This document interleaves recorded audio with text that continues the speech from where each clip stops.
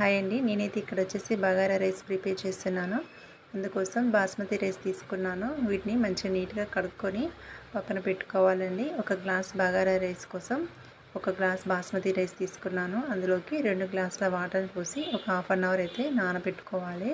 Stove మీద ఒక గిన్నె పెట్టుకొని ఆయిల్ పోసుకోవాలి. మీకు నెయ్యి ఇష్టమైతే నెయ్యి కూడా యాడ్ చేసుకోండి.